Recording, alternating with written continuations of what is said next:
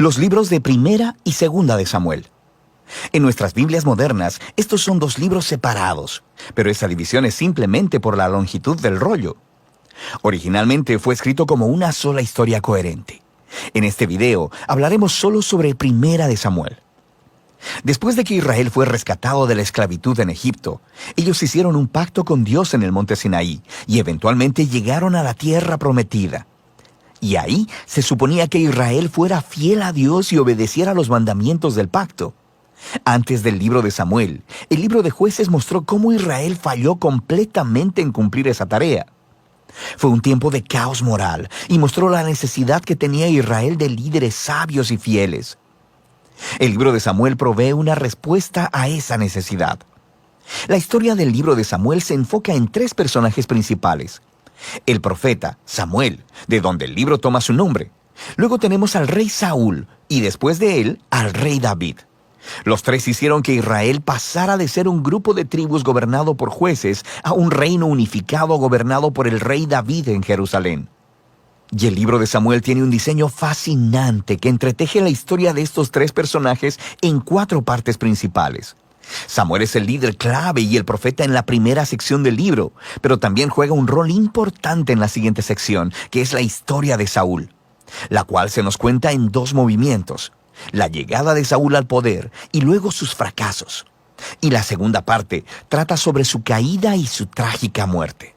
Y luego del drama de la partida de Saúl, se encuentra con la emocionante llegada al poder de David.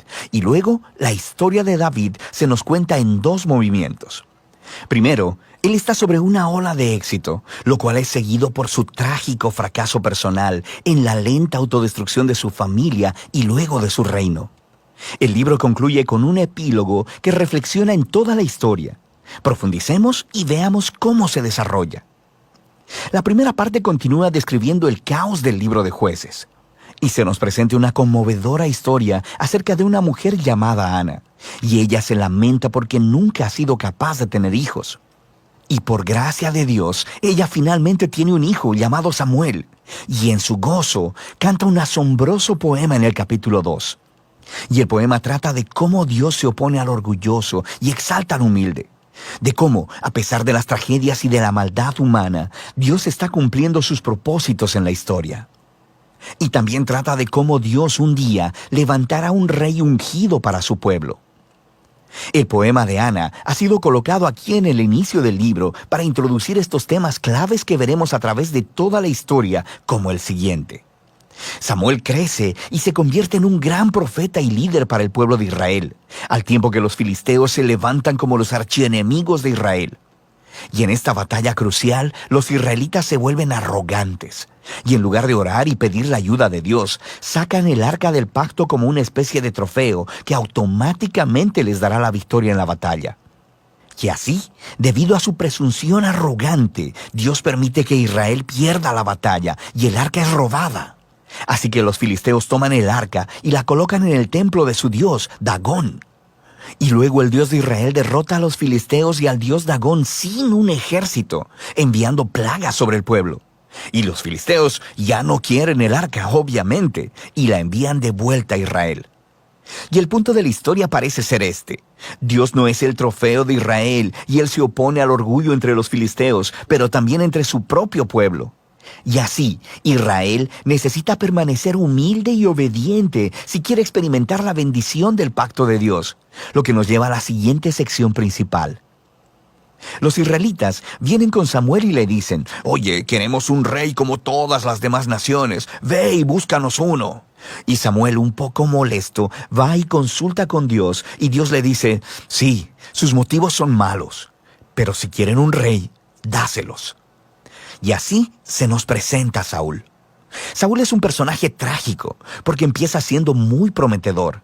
Es alto y bien parecido. Es el candidato perfecto para ser rey. Pero tiene fallas de carácter profundas. Es deshonesto, le falta integridad y parece incapaz de reconocer sus propios errores. Y estas fallas se convierten en su perdición. Él gana algunas batallas al principio, pero sus fallas son tan profundas que eventualmente se descalifica a sí mismo por desobedecer descaradamente los mandamientos de Dios. Así que el anciano Samuel confronta a Saúl y a Israel. Él le había advertido al pueblo de que solo serían beneficiados por un rey que fuera humilde y fiel a Dios. De otro modo, los reyes de Israel traerían la ruina. Así que le informa a Saúl que Dios levantará un nuevo rey para reemplazarlo.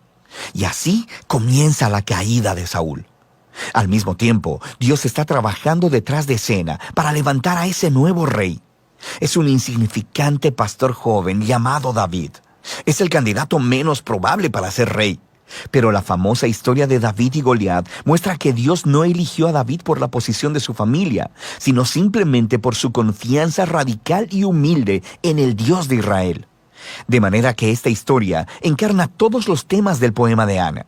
Los orgullosos Saúl y Goliat son humillados, mientras que el humilde David es enaltecido. De aquí vemos a Saúl descender lentamente a la locura, mientras David llega al poder.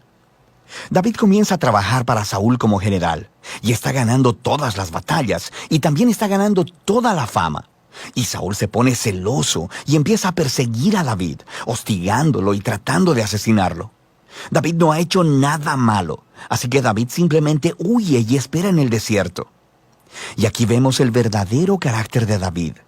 Él tiene muchas oportunidades de matar a Saúl, pero no lo hace. Él simplemente confía que a pesar de la maldad de Saúl, Dios levantará un nuevo rey para su pueblo. Lo que también es interesante es que muchos de los poemas de David que encuentras en el libro de Salmos están ligados a este momento de su vida, y todos expresan la misma actitud de confianza. Y así que esta sección del libro termina con la espantosa muerte de Saúl después de perder una batalla con los filisteos. Primera de Samuel cuenta algunas de las historias más detalladas y bien narradas que encontrarás en la Biblia. Y los personajes Saúl y David son presentados de manera muy realista.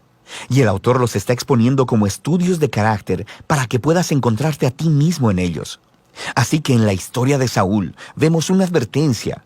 Es crucial que reflexionemos en nuestras propias fallas de carácter y cómo nos dañan a nosotros y a los que nos rodean. Y con la ayuda de Dios necesitamos humillarnos a nosotros mismos y lidiar con nuestro lado oscuro para que la historia de Saúl no se convierta en la nuestra. David, por otro lado, se nos presenta como ejemplo de paciencia y confianza del tiempo de Dios en nuestras vidas. Él está huyendo en el desierto, siendo perseguido por Saúl. David tenía muchos motivos para pensar que Dios lo había abandonado, pero eso no es lo que él piensa. Así que la historia de David nos motiva a confiar en que, a pesar de la maldad humana, Dios está cumpliendo sus propósitos, oponerse al orgulloso y exaltar al humilde. Y de eso se trata Primera de Samuel.